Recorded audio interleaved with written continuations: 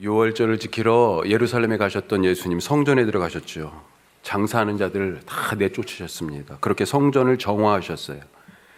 많은 사람들, 유대인들이 분노했지만 이 일을 유심히 지켜보던 사람이 한 사람이 있었습니다.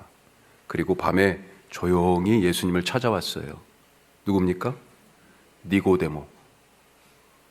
그냥 일반 유대인이 아니고요, 산헤드린 공회의 회원이에요. 유대 지도자죠. 바리새인이었습니다.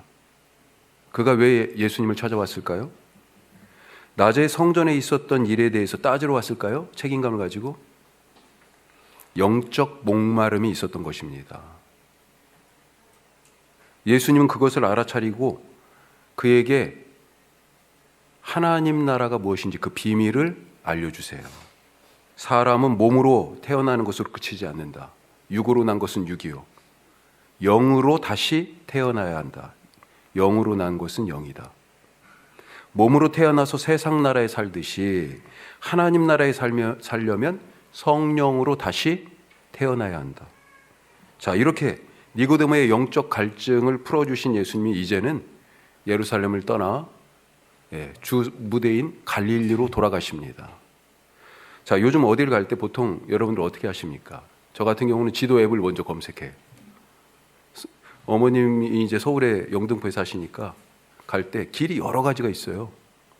국도를 따라서 문막 쪽으로 해가지고 갈 수도 있고, 고속도로를 타도 영동 고속도로냐 광주 원주 고속도로냐. 광주 원주 고속도로를 주로 많이 타고 가는데, 그러면 중부 고속도로하고 연결돼서 서울로 저쪽으로 들어가냐, 아니면 안양 쪽으로 해가지고 쭉 가게 돼 있습니다. 또 인천까지 새로 난 길이, 새로 이제 한참 됐죠. 어느 길인지 다 길이 다양하죠. 왜 앱을 쳐다보는 거예요? 안 막히는 길, 조금 더 빠른 길, 어딘지, 지금 상황이 어떤지 알아보는 거죠.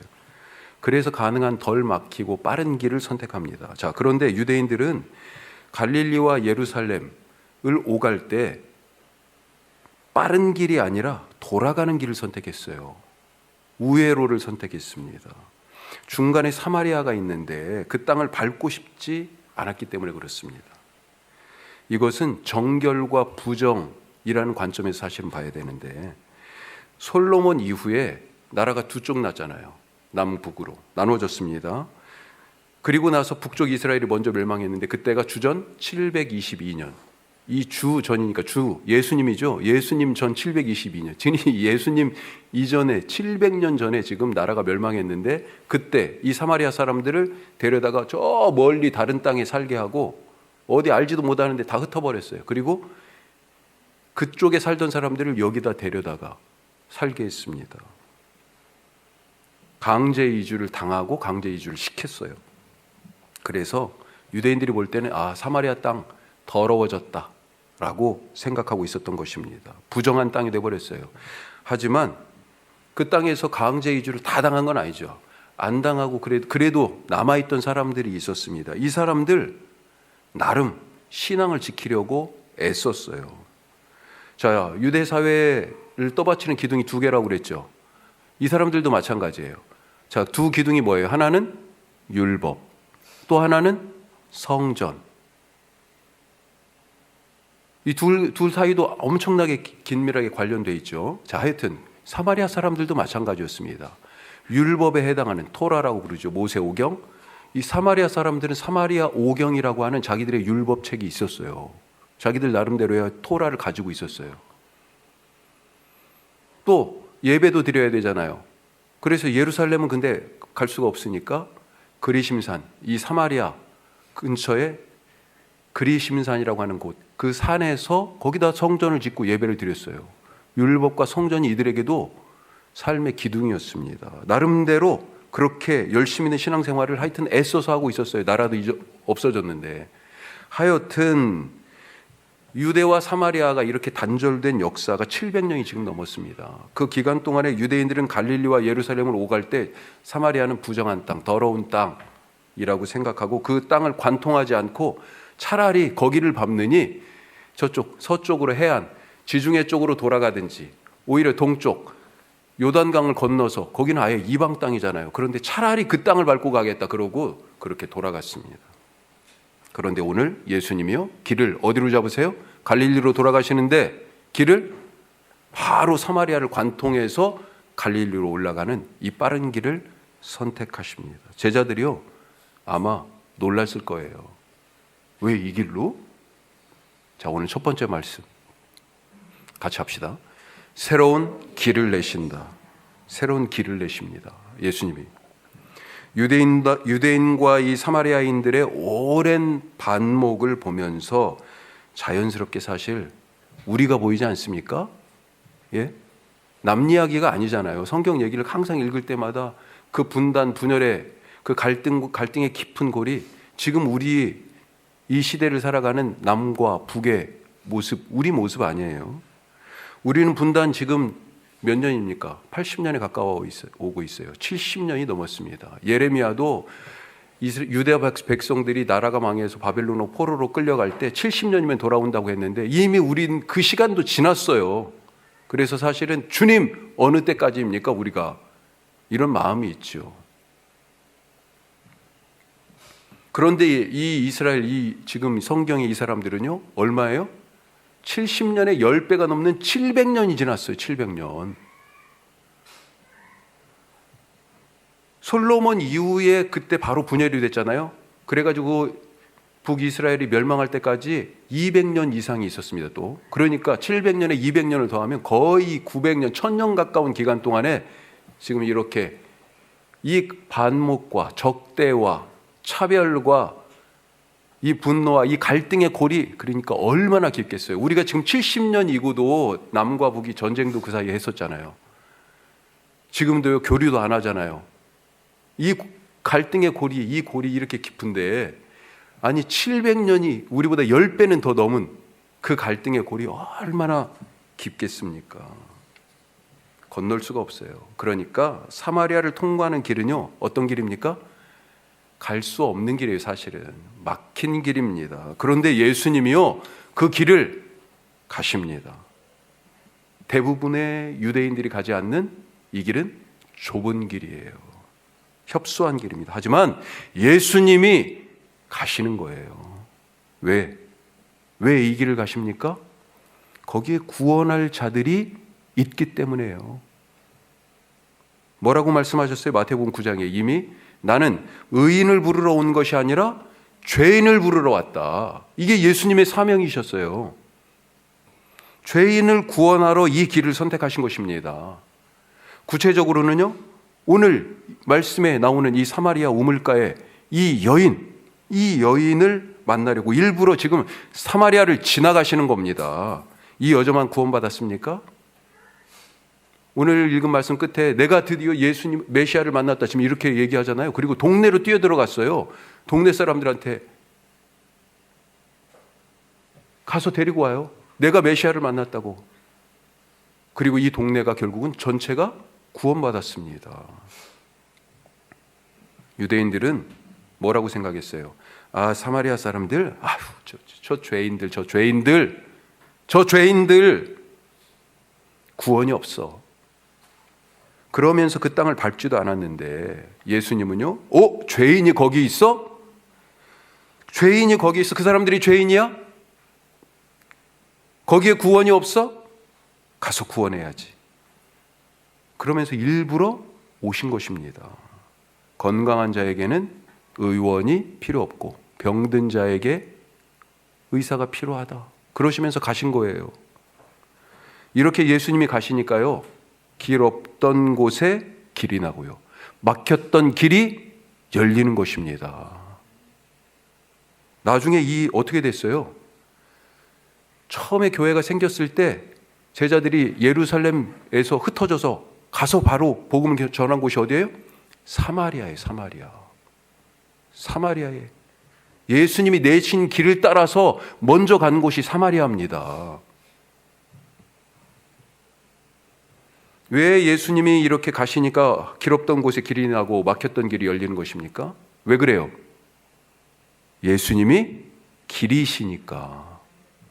예수님이 내가 곧 길이요 그랬잖아요.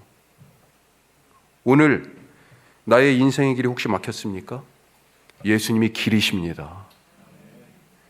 사람들이 아무도 안 가는 길입니까? 겁나요?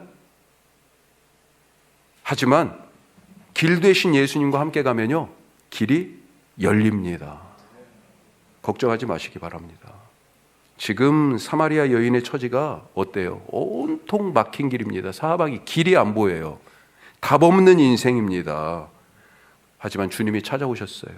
그리고 이 여인의 인생에 지금 새로운 길을 내십니다. 두 번째, 같이 합시다. 결핍이 은혜다. 결핍이 은혜다. 니고데모가 왜 밤에 찾아왔다고요? 그 안에 강한 아주 깊은 영적 목마름이 있었기 때문입니다. 영적 목마름. 오늘 이 사마리아 우물가의 여인도 목마름 때문에 우물을 찾아왔습니다. 니고데모는 언제 찾아왔어요? 밤에. 유대인의 선생이라는 선생 노릇하고 있는 그런 체면 때문에 아무도 모르게 밤의 어둠에 숨어가지고 몸을 숨기면서 그렇게 왔어요. 그런데 이 여인 언제 왔어요? 지금 대낮에 6시라고 되어 있습니다. 사실 6시라고 되어 있는데 6시, 유대인들의 이 6시는 정오예요. 그런데 이 요한이 이 6을 표현했어요. 6을 자주 표현하는데 가나의 혼인잔치에서 돌 항아리가 몇 개냐면 6개입니다. 여기도 6시예요. 여인의 남편들이 지금 다 합하면 몇 명이에요? 6명이에요. 6명은 뭐예요? 6이라는 숫자를 반복하고 있는데 의도적이에요. 7은 무슨 수입니까? 우리가 완전수 얘기하잖아요. 그러니까 완전에 미달하는 결핍이라는 얘기입니다. 불완전이에요. 그걸 지금 완전으로, 충만으로 바꾸시는 거예요. 6시에, 정오에, 대낮에 나왔습니다. 니고데모하고는 완전 반대죠. 밤과 완전 대낮. 그런데 사실 니고데모와 이 여인은 똑같은 이유를 가지고 있어요. 사람들 눈에 안 띄는 시간을 사실은 선택한 겁니다. 여인은 대낮에 물 기러 오는 이 뜨거운 햇빛을 피해서 물 기르러 오는 사람이 없다는 걸 알고 있었어요. 사람들이 없는 때를 택한 거죠. 니고데모하고 똑같습니다. 사실 결핍이 없는 사람이 없죠. 각자 어떤 자기 인생에 해결되지 않는 그런 목마름과 갈증, 그런 결핍이 있습니다. 그 결핍을 생각할 때마다 내 약점이다 여기고 다른 사람들이 알면 안 되는데 감추려고 하고 부끄럽게 생각합니다. 다른 사람들에게 들키고 싶지 않아요. 그래서 니고데모는 밤에 왔고, 그래서 이 여인은 낮에 온 거예요. 사람들이 안 볼 때를 택해서. 그런데 사실 결핍은 부족함인데 이것이 때로는 무언가를 할 힘이 되기도 합니다. 그렇죠? 이제는 조금 오래된 얘기가 돼버렸지만 2002년 한일 월드컵, 야, 우리 정말 지금도 생각하면 그때 이제 막 3살쯤 딱 되는 우리 대원이가 레즈 셔츠를 입고 막 그랬었습니다. 그런데 그때 예선전에서 우리나라가 마지막 경기 포르투갈을 이기고 나서 16강에 드디어 올라갔어요. 그때 감독이던 히딩크가 한 유명한 말이 있죠. 나는 아직 배고프다. I'm still hungry. 그랬어요. 예? 뭐에 배고프다는 겁니까? 뭐에 목마르다는 거예요? 뭐에 결핍이 있다는 거예요? 승리에 배고프고 승리에 목마르고 승리에 갈증 난다. 승리를 갈망하고 있습니다. 그래서 결국 꼭 그것 때문만 아니겠지만 4강까지 갔어요. 놀랍죠? 이 여인의 결핍, 목마름은 무엇 때문입니까? 어떤 목마름이에요? 물을 길러 왔어요. 그렇죠? 예수님은 이 여인에게 물을 좀 달라고 합니다. 목마름 해결하기 위하여 진짜로 우물에 왔잖아요. 그런데 물을 달라고 그래요. 깜짝 놀라죠, 여인이. 아니, 유대인이 사마리아인에게? 지금 유대인이 여기 앉아 있는 것도 지금 이상한데 남자가 여자에게 거절합니다. 자, 예수님이 뭐라고 대답하세요? 오늘 읽은 말씀 앞인데, 자, 10절. 자, 예수께서 대답하여 이르시되 내가 만일 하나님의 선물과 또 내게 물 좀 달라 하는 이가 누구인 줄 알았더라면 내가 그에게 구하였을 것이요 그가 생수를 내게 주었으리라. 두 가지 얘기하십니다. 만약 하나님의 선물이 무엇인지, 그리고 물 좀 달라고 하는, 당신에게 물 달라고 하는 내가 누군지 알았더라면.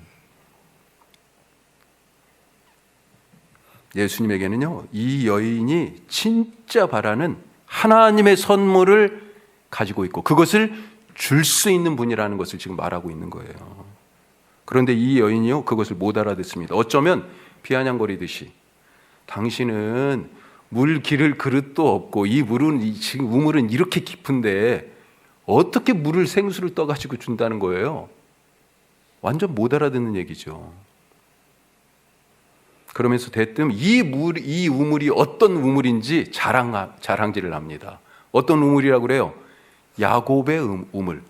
우리 조상 야곱이 주신 우물. 예? 이미 선물을 받았다는 거예요. 나뿐만 아니라 우리 조상들도, 그 자손들도 대대손손이 지금까지 이 우물을 통해서 우리가 하나님이 우리와 함께 하신다라고 하는 그 은혜를 받았다고 지금 사실은 자랑하고 있어요. 그때 예수님이 말씀하시죠. 자, 14절 말씀 뭐라고 그래요? 내가 주는 물을 마시는 자는 영원히 목마르지 아니하리니 내가 주는 물은 그 속에서 영생하도록 솟아나는 샘물이 되리라. 아멘. 당신의 결핍은 이 우물로, 이 물로 채워지지 않는다는 것입니다. 당신의 결핍을 채울 진짜 하나님의 선물이 필요하고 그것을 내가 줄 수 있다. 내가 주는 물을 마시는 자는 영원히 목마르지 않는데, 그 영원히 목마르지 않는 그것이 뭐예요? 그 선물이 영생이래요. 영생. 그리고는요, 예수님이 대뜸 전곡을 찌르면서 말씀하십니다. 뭐라고 그래요? 16절에 가서 내 남편을 불러오라. 남편을 불러오라. 예수님은 이 여인의 결핍을 아셨던 거예요.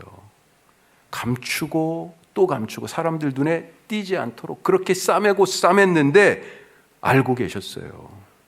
남편이 하나가 아니라 이미 5이 있었고요. 지금 사는 남자도 남편이 아니에요. 6, 결핍이에요. 많은 것 같지만요, 완전하지 않습니다. 당시의 여자들은요, 엄청난 사회적 약자였습니다. 남편이요, 마음만 먹으면 이혼 증서 써주고 버릴 수가 있었어요. 신명기 24장에 한번 보십시다. 율법에 이미 이런 규정이 있어요. 아내에게 어떤 수치되는 일이 발견되거든, 그래서 이제 마음에 안 들어, 기뻐하지 않는다, 그러면요, 이혼 증서를 써서 내보내라고 돼 있어요. 할 수 있어요. 문제는 지금 이걸 해석하는 건데, 수치되는 일이라고 돼 있잖아요. 수치되는 일. 이유가 지금 수치되는 일이에요. 이게 근본적으로는 성적으로 부정한 어떤 행위, 부정행위에 대한 얘기지만, 이 부분을 학파에 따라서 특별히 뭐 힐렐 학파라고 하는 이 랍비 학파가 있었습니다. 여기도 영향력이 대중적으로 큰 학파고, 어떻게 보면 다른 학파보다 엄격하게 해석하는 데보다 더 대중적이었어요. 그런데 여기에서는 이 수치되는 일을 어디까지 해석을 했냐? 외모. 살다 보니까 마음에 안 들어. 예, 또 다쳤어요. 다치면 몸에 어떤 상처가 아니면 뭐가 손상이 됐거나 그런 거잖아요. 그것도 수치되는 일로 여겼어요. 심지어는 밥을 했는데 맛이 안 들어. 식은 음식을 내와요? 이것도 수치되는 일이다. 말이 안 되죠. 만약에 지금 우리 은돌자매님 어떻게 하고 있어? 그래. 어디서 감히 막 이러는 거예요? 주는 대로 먹어야지. 아니, 요즘 그게 아니죠. 우리 전도사님이, 오전도사님이 아마 차려서 이렇게 드십시오, 그럴 것 같아. 아니, 이게 지금 말이 되는 얘기예요? 사실은 율법을 악용하는 자들이 그래서 많았다는 것입니다. 이혼의 조건이 완전히 그냥 남자 마음이에요. 당시에. 그런데 여자들은 어떻습니까? 경제적으로 남자들에게 매여 있었기 때문에 이혼은 사회적 사망 선고나 다름없었어요. 물론 오늘 말씀에서 이 여인이 왜 남편이 지금 여섯이나 되는지 구체적으로 말하지 않았기 때문에 그런 어떤 성격인지 이런 여러 다른 이유 때문인지 정확하지는 않지만 결국은 이 여인의 삶이 지금 채워도 풀어도 풀리지 않는, 채워지지 않는 그런 갈망과 갈급함과 결핍이 누구보다도 깊은 사람이었다라고 하는 것입니다. 예수님은 아셨던 거예요. 이 여인의 모습을. 자기의 결핍을 채우기 위해서 얼마나 이 여인이 발버둥 치며 그동안 살았는지 알고 계셨어요. 그리고 지금 이 여인에게 생수이신 예수님이 그래서 그 결핍을 채우시는 겁니다. 사실 야곱의 우물이라고 지금 이 우물을 자랑했는데 야곱이 어떤 사람이에요? 결핍의 사람이에요. 뭐가 항상 모자랐어요. 왜 나는 없어? 저게 없어? 왜 없어? 뭐가 없어요?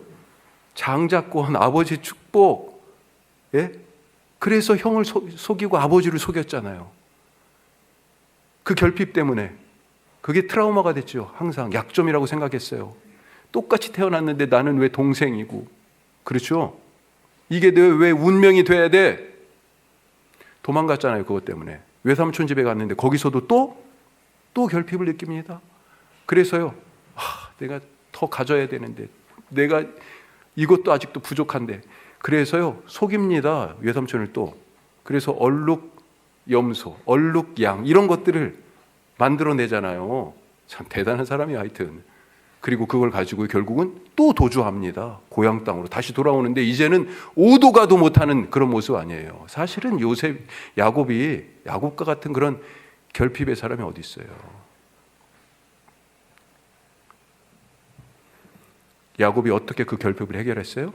마지막에 야복 강 나루에서 밤에 형 에서를 다시 만나기 전에 하나님을 붙들고 씨름했잖아요. 그래서 이스라엘이라는 이름을 얻었잖아요. 하나님이 그 결핍을 풀어주셨어요.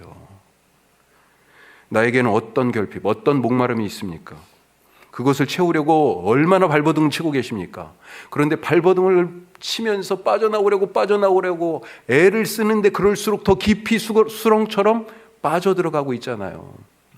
채우고 또 채워보는데 보니까 밑에 밑 빠진 독이라고 그러죠. 구멍이 나 있어요. 없어요. 공허합니다. 먹는데 배고프고요. 정상에 올라갔는데 이제 다 이루었다 생각했는데 목표가 없어져서요. 어디로 가야 할지 지금 방향을 모르겠어요. 허무하죠. 결핍이 우리에게 불행인 줄 알았는데 그런데 이 여인을 보니까 어때요? 예수님을 만나는 은혜였다. 잊지 마시기 바랍니다. 예수님이 채우세요. 자, 세 번째 마지막 같이 합시다. 성령을 부어주십니다. 자, 여인이 왜 이렇게 목마름을 느꼈을까요? 6 남편을 통해서도 채워지지 않는 이 목마름, 그 뿌리, 이유가 무엇입니까? 예수님이 남편 이야기를 하다가 여인이 갑자기 이번에는, 아까는 예수님이 갑자기 남편 데려오라고 그러죠. 그런데 이제는 이 여인이 받아치는 거예요. 갑자기 그 주제를 딱 피해가지고 뭐라고 그래요? 예배로 주제를 전환합니다. 예배로 갑자기 말을 돌려요. 우리 조상은 이 산에서 예배하라고 했는데 당신들 유대인들은 예루살렘에서 예배해야 한다고 그렇게 주장하는데 어디서 예배해야 돼요? 무엇이 맞아요? 하고 예수님께 묻습니다. 뭐라고 대답하십니까? 이 산도 아니고 예루살렘도 아니다. 우리는 어디서 예배해야 합니까? 지금 우리에게 하시는 말씀이잖아요. 우리는 어디에서 예배해야 돼요? 사실 예수님은요, 이미 2장에서 예루살렘 성전에 가셔서 유대인들이 보기에는 난동이라고 생각할 수 있는 성전 정화 사건을 하셨잖아요. 그때 뭐라고 말씀하셨어요? 이 성전을 허물라. 그렇게 말씀하셨습니다. 아니, 이 성전 허물면 어디서 예배드립니까? 성전에서 짐승들 다 내쫓았어요? 아니, 그 짐승들 없으면 무엇으로 하나님께 드려서 예배해요. 그런데 예수님이 그때 이미 답을 말씀하셨습니다. 내가 곧 성전이다. 내가 성전이다. 46년 동안 이 돌 건물을 지었다고? 이 성전을 헐라. 내가 사흘 만에 다시 세우리라. 바로 십자가의 죽음과 부활로 새로운 성전이 되실 자기 육체를 가리켜서 말씀하신 것이다. 그 십자가에서 하나님의 어린 양, 세상 죄를 지고 가는 하나님의 어린 양이 되셔서 자기 몸을 제물로, 짐승들을 그래서 쫓으셨던 거예요. 자기 몸이 자기를 친히 제물로 하나님께 드리셨어요. 그래서 짐승이 더 이상 필요 없고, 그래서 더 이상 돌로 지은 성전도 필요 없습니다. 우리가 예배할 새 성전은 바로 예수님이에요. 예수님 안에 있어야 됩니다. 그러니까. 자, 또 예수님은요, 이 산이냐 저 산이냐 어디서 예배하냐고 묻는 이 말에 또 뭐라고 대답하셨어요? 23절 보세요. 자, 앞부분만 보죠. 같이 해요. 아버지께 참되게 예배하는 자들은 영과 진리로 예배할 때가 오나니 곧 이때라. 아버지께서는요, 참되게 예배하는 자를 찾으신다. 참된 예배 어디에 있어요? 영과 진리로 예배하는 것. 그런데 이게 우리가 이전 성경 번역은 뭐라고 돼 있어요? 이 영과 진리를 신령과 진정으로 이렇게 돼 있어요, 번역이. 그래가지고 우리가 조금 오해하는 부분이 있습니다. 아, 예배 드리는 사람이 신령하게 진정으로 예배자의 태도에 대해서 말하는 거라고 착각해요. 아닙니다. 아니에요. 신령하게 홀리홀리하게 드리고 진정으로 온 마음을 막 다 쏟아가지고, 말은 다 되는 얘기인데 맞는 얘기는 아니에요. 영과 진리가 바른 번역입니다. 예배자의 태도에 대한 말씀이 아니에요. 자, 영과 진리로 예배하라고 했는데 이게 뭐예요? 진리와 영, 이 사실은 동어 반복입니다. 진리의 영이 무엇입니까? 성령님이에요. 물과 성령으로 거듭나야 된다고 그랬죠. 이것도 동어 반복이라고 그때 말씀드렸어요. 물이 성령을 뜻해. 여기도 진리가요, 지금 성령의 특징적인 것을 지금 얘기하고 있는 것입니다. 영과 진리로 예배하라는 얘기는요, 그래서 성령으로 예배하라는 거예요. 이 성령이 무엇이에요? 예수님이 주시는 생수입니다. 지금 목마르지 않는 생수 주신다고 그랬잖아요. 왜 이 성령이, 영이 생수냐? 보세요. 자, 7장에 가면 초막절, 빛과 물의 축제라고 돼 있습니다. 초막절이요. 매일 실로암 목가에 가가지고 물을 떠다가 번제단에 붓는 그런 물의 축제예요. 거기에서 예수님이 외쳐 말씀하시는 겁니다. 초막절 명절 끝날에 누구든지 목마르거든 내게로 와서 마셔라. 왜요? 내 배에서 내가 바로 생수다. 그 사람이 그래서 그 사람의 배에서, 인생에서 그 생수가 흘러 넘친다. 계속해서. 그러면서 이 생수를 뭐라고 그랬어요? 39절 같이 해요. 이는 그를 믿는 자들이 받을 성령을 가리켜 말씀하신 것이다. 예수님이 주는 게 뭐예요? 물을 주신다고 그랬는데, 목마르지 않는 물을 주신다고 했는데 이것이 뭐예요? 바로 생수, 성령이에요. 성령. 영과 진리로 예배하라.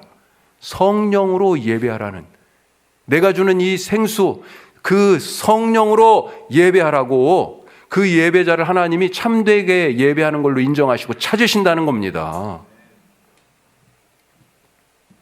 이게 바로 앞에서 예수님이 이 여인에게 주신다 약속하신 하나님의 선물이에요. 하나님의 선물. 그게 나에게 있다. 자, 왜 이 이야기가 여기까지 왔습니까? 여인의 결핍과 목마름의 뿌리가 어디에 있다고요? 영적인 것에 있다는 것입니다. 예수님이 지금 그 뿌리를 캐내고 계시는 거예요. 우리의 삶의 부족함, 모자람, 결핍, 부끄러움, 목마름, 배고픔, 미완성, 그 뿌리가 영적인데 있습니다. 성령으로 예배하시기 바랍니다. 그 성령을 부어주시겠다 주님이 약속하셨습니다. 그러니 성령님을 구하시기 바랍니다.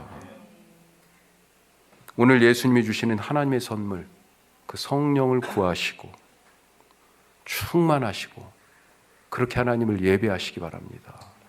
엉뚱한 우물에 가서 아무리 물을 길어도요 다시 목말라요. 영원히 목마르지 않는 생수이신 성령으로 오늘 우리의 삶의 갈증을 해결하시는 주님을 찬양하며 살아가시기를 예수님의 이름으로 축복합니다. 기도하겠습니다.